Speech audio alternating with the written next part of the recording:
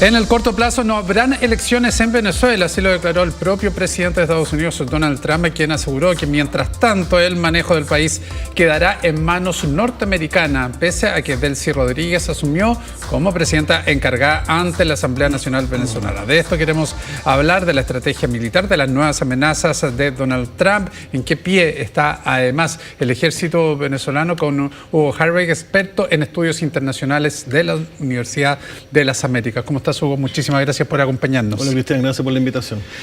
Hugo, primero, y un poco recapitulando y más bien analizando lo que fue la operación militar propiamente tal. Tú fuiste teniente coronel en retiro, hoy eres teniente coronel en retiro del ejército. ¿Tienes esa experiencia? ¿Qué nos puedes, o cómo puedes evaluarla? Sí, bueno, en términos operacionales, esta operación militar fue impecable. ¿En qué sentido? En que primero hubo una alta capacidad de sincronización, es decir, para hacer estas operaciones militares se necesita hacer las cosas en un momento específico, en un tiempo determinado, y no se puede demorar un segundo más ni adelantarse un segundo antes. Por lo tanto, la sincronización es lo fundamental. Y lo otro también que es sumamente importante es la capacidad de operaciones interagenciales, porque en el equipo que extrajo a Maduro habían funcionarios de la DEA. La CIA hizo la incursión inicial. No sé si te acuerdas que en septiembre Donald Trump dijo que autorizaba a la CIA a hacer operaciones cubiertas. Exacto. Ya la CIA, yo creo que estaba hace rato ahí, levantando objetivos, actualizando la planificación. Entonces, eso es lo primero. Lo segundo es la capacidad de la inteligencia. La capacidad de la inteligencia de poder levantar los blancos y actualizar los blancos, porque Estados Unidos tiene operaciones militares planificadas en casi todo el mundo. Pero se necesita una actualización para saber si la instalación militar está donde estaba prevista anteriormente, si hay ampliaciones, si hay algunos nodos críticos que son nuevos, que han ido cambiando. Entonces, la inteligencia es sumamente importante. Y inteligencia en todos los niveles, tanto político como estratégico, operacional y táctico, que son distintas cosas lo que se ve. Y lo otro después, lo que se puede ver, aparte de la sincronización, es el poder de sorpresa.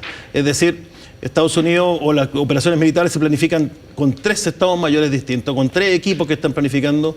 Ninguno sabe si su operación se va a materializar o no, por lo tanto es sumamente importante el secreto, y si se llega a filtrar algo, esa operación que se planificó se cae y se ejecuta la que se mantiene en silencio. Entonces es interesante eso. Y lo otro, la capacidad para poder cegar absolutamente los radares y los sistemas de artillería antiaéreo, porque si bien es cierto, las Fuerzas Armadas de Venezuela tenían material obsoleto, estaban poco entrenadas para su misión principal porque estaban en otras labores. Sí, la artillería antiaérea era de una tecnología rusa de última generación y esa no logró responder ni evitar este ataque. ¿Y eso fue bloqueado por Estados Unidos o conlleva lo que la duda plantea, además hoy día, si hubo alguna colaboración al interior de Venezuela para que ese bloqueo se hiciera efectivo? Claro. Sí, eso es lo que se piensa, que podría haber habido, pero habría tenido que coordinar o reclutar muchos informantes y mucha gente que hubiese mirado para otro lado en el momento que se estaba realizando el ataque. En cambio, lo que pudimos ver que por eso primero Estados Unidos bloqueó navalmente, con eso limpia el campo de batalla un poco. Después prohibió el tránsito aéreo o sugirió que no se hubieran sobrevuelos de aeronaves civiles, con eso limpia más el panorama. Y después pudimos ver que habían barridos de aeronaves norteamericanas que pasaban hacia un lado y otro, y eso lo pudimos ver a través de la prensa, y eso lo que están haciendo es determinan cuál es la capacidad de respuesta, si que son detectados o no son detectados, si tienen capacidad de enganchar a la aeronave que pasó y detectar dónde están los puntos más críticos para después hacer esta suerte de cegamiento. Ya, o sea, claro, esas pasadas que veíamos ahí cuando empezaron a reportar que había algún movimiento aéreo era precisamente para eso. Claro, son los últimos reconocimientos antes de un ataque o una operación militar. Ya, o sea, Estados Unidos tiene la capacidad para dejar ciego a Venezuela. Al parecer, ya, o por lo menos Caracas. Al menos Caracas. Sí. Y en relación a eso mismo, entonces hoy día nuevamente Donald Trump hace y declara el hecho de que en cualquier minuto pueden hacer un segundo ataque. ¿La planificación conlleva también esta posibilidad de que haya 1, 2 o 3 ataques? Sí, porque las operaciones militares y las campañas tienen un punto final que se llama estado final deseado. Y dentro de ese estado final deseado hay ciertas condiciones que sobre todo son políticas. Porque la guerra, digamos, y el conflicto es político. Las Fuerzas Armadas ejecutan las orientaciones del político. Entonces, si es que no se ha cumplido ese objetivo político, que al parecer no era sacar a Maduro, Entonces, si no se ha cumplido ese objetivo político, se siguen realizando determinadas campañas o determinadas operaciones militares. Y en este caso, ya tienen que tener actualizados los objetivos nuevamente, tienen que haber visto, ya hicieron la evaluación del daño. Efectivamente, podemos ver imágenes aéreas donde estaban las instalaciones militares antes y después, y ahí se pudo ver también el nivel de precisión, que no hubo tanta onda expansiva, si se quiere decir, sino que fue solamente el nodo crítico que necesitan afectar, porque después también Estados Unidos sabe que muchas veces tiene que reconstruir lo que destruyó. Por lo tanto, son quirúrgicos y querían evitar bajas civiles y al parecer lo lograron y fue limpia esto. Pero en términos ahora de la amenaza, en términos políticos, de la amenaza de hacer otro ataque militar, esto depende mucho de la personalidad de los líderes y aquí Donald Trump tiene una personalidad de coerción performativa, es decir, amenazar mucho a través de la opinión pública o de la prensa para tener resultados más rápidos y que sean más mostrables, digamos, presentables hacia la opinión pública norteamericana, que es sumamente importante para Trump en estos momentos. Y ante esa amenaza y ante esta operación planificada ya en un par de escenarios más, hoy día Venezuela tiene la posibilidad de responder, pudo haber aprendido entre comillas, de lo que vivió el día sábado en la madrugada. Se supone que después de cualquier operación militar existe una revista después de la acción y se deberían sacar experiencias y luego lecciones aprendidas para poder mejorar los procesos, pero pudimos ver ayer en el Palacio Presidencial que empezaron a dispararse entre ellos, entonces en realidad se confundieron un poco, podrían haber causado bajas y yo creo que podrían responder ante un nuevo ataque, pero ya está un poco de manos atadas, porque ya Estados Unidos sabe, incluso si lograron hacer algo esa noche, pues no lo sabemos, a lo mejor lograron hacer algo, ya están localizados los puntos por parte de Estados Unidos. Tú decías que la defensa antiaérea venezolana es de buena tecnología, digamos, es mucho más moderna que los materiales, digamos, en tierra que tienen, el armamento en tierra que tienen. ¿Cómo se evalúa, en el fondo, qué calificación se le da al material, a la tecnología del ejército venezolano? Bueno, lo primero es, lo que es interesante ver es que hay algún armamento que es OTAN, es decir, de Estados Unidos o de Occidente, y que es cuando pertenecía, digamos, o era más cercano a Estados Unidos, y ahí están los F-16. Y luego hay una serie de armamentos que vienen de Rusia, sobre todo los de artillería antiaérea, y después han ido adquiriendo o cambiando por petróleo armamento chino.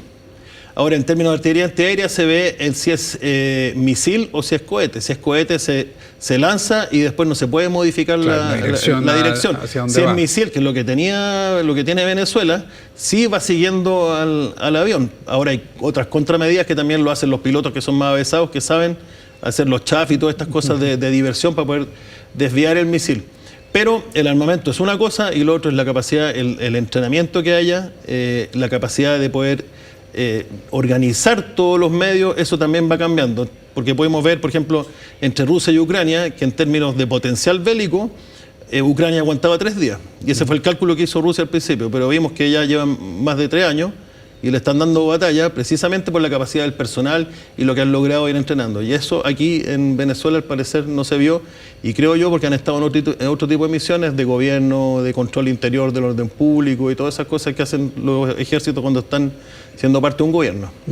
Ayer vimos, en la noche lo mencionaba, esta confusión que hay entre las fuerzas de defensa, también por los supuestos vuelos de algunos drones, y ahí es donde se produce la confusión. Pero la verdad que si uno eso lo replica o lo piensa como un sistema de defensa ante drones americanos, por ejemplo, la verdad es que fue una respuesta, independientemente de lo que generó o lo que se vio, pero una respuesta bastante débil, o no. Y eso ante una situación real de un ataque americano, ¿se puede relacionar con lo que puede haber pasado o puede pasar como reacción venezolana? No, en realidad es poco comparable porque en este caso esos drones eran drones caseros, digamos, domésticos, de uso civil.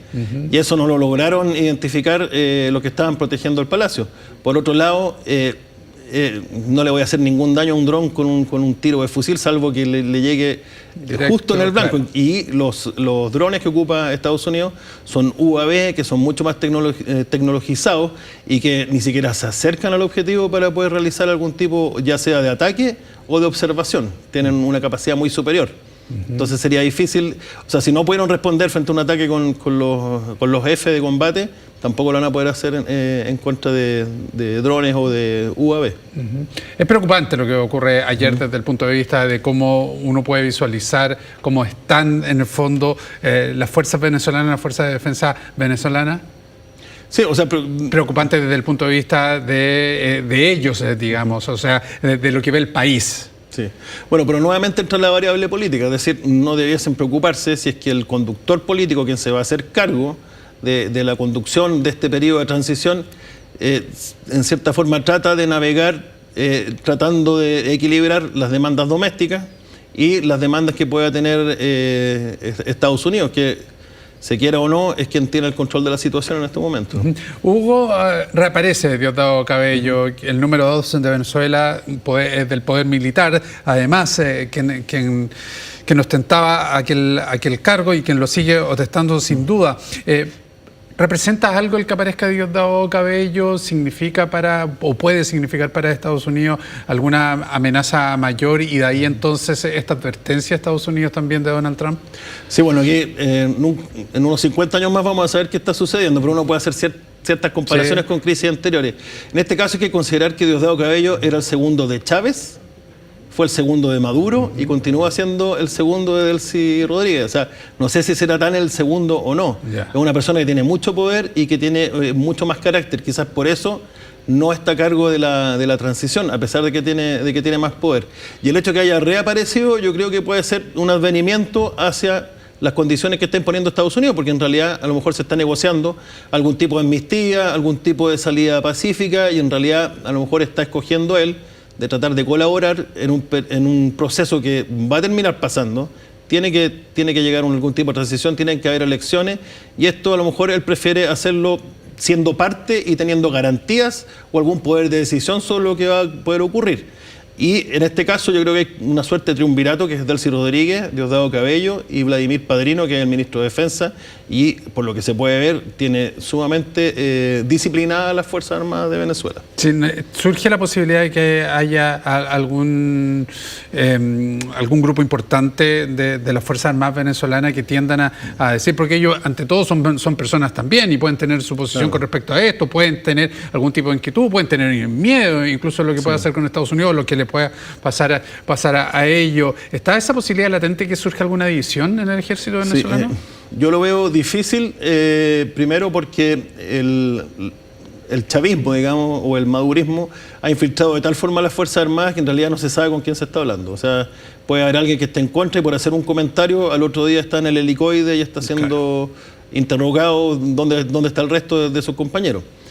Si se empieza a extender, yo creo, este proceso de transición, podrían empezar como a salvarse, digamos, de las posibles sanciones coroneles y generales. Y ahí se podría producir una fractura, pero ya generacional, digamos, como fue Chávez en su momento, que era teniente coronel y que hizo un golpe en ese momento, podría producirse algo así.